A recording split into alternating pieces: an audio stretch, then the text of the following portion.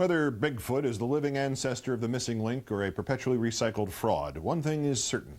It is even more fascinating because it's so elusive. And when I say fascinating, I mean moderately interesting. Nothing captures the public's imagination quite like a pseudo-human with attitude, especially one who lives within 2 hours of Pittsburgh.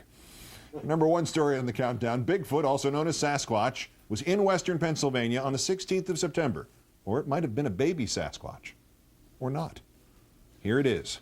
That thing in front of the tree. The infrared photos taken by a stationary camera planted by Rick Jacobs, a hunter from Elk County, Pennsylvania, who says he was hoping to locate deer. What, and photograph them? The exact location has not been disclosed, but it was somewhere in the Allegheny National Forest, about 155 miles northeast of Pittsburgh. Actually, I thought this was a picture of the fans at a Pirates game. I'm sorry. I've been hunting for years, Mr. Jacobs says, and I've never seen anything like this. The internet is buzzing about Jacobs' creature.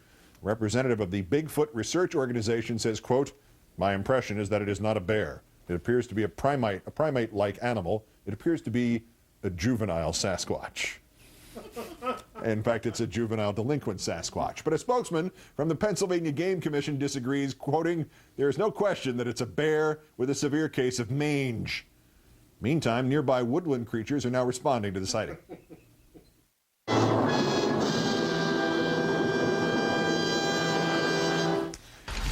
On that note, let's bring in the producer of World's Greatest Hoaxes Exposed, Bob Kiviat. Good evening, Bob. Hi, how you doing? Well, here we go again. I suppose the idea that this is kind of hunched over, one picture's a little easier to make out than the other, the thing's head possibly obscured by its torso, of course its heart did tell. What do you make of this? Well, you know, it's interesting. They have shot this with surveillance cameras, or a surveillance camera, which is apparently what's going on a lot with phenomena these days. Surveillance cameras are capturing things that are truly sometimes inexplicable. This appears to be a mystery. Right before this was shot, apparently you see bears, or a bear, at least one. So you do see something that's not a Bigfoot or something, and then you see this. So it's truly a mystery, I think. And they really do. As you suggest, the camera that was planted there by the hunter also had previously taken this picture of the two baby bears, and when you compare the two to the so-called Bigfoot picture, your point is well taken that there is some sort of difference. We're looking here at the bears, and the bears have apparently glow-in-the-dark eyes from outer space or something, because they're just clear. And then there's this other thing. So the basic premise of this is, if this is a stunt, the two photographs are there to create the contrast, to create the doubt in your mind? Is that the idea, if it isn't legit? Well, absolutely. The idea that maybe someone knew that he had set up the camera and that this was sort of a trick played on him is quite possible. But again, you're looking at a photographic anomaly. I mean, let's face it, this looks like a biped of some type. The legs look very long.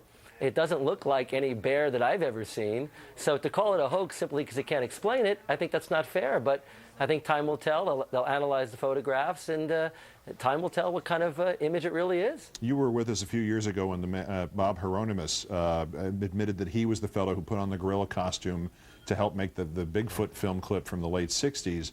Do you think all Bigfoot sightings are hoaxes? Or are many of them honest mistakes, and maybe honest mistakes that are then taken advantage of by others?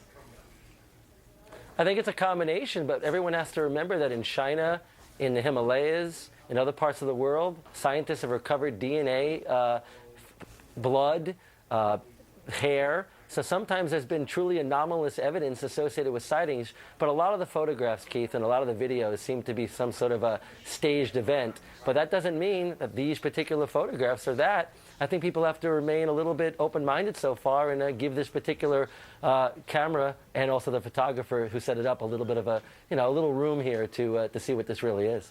And we'll continue the investigation as time goes by, because of course there was another sighting in New Mexico in September of another possible Bigfoot, and we know only one thing that I think we can say with some certainty, that those are probably not the same big feet or Bigfoot. He didn't travel from New Mexico to western Pennsylvania. Bob Kiviat, the producer of World's Greatest Hoaxes Exposed. Great, thanks for coming in for us tonight. Thanks, Keith. That's Countdown for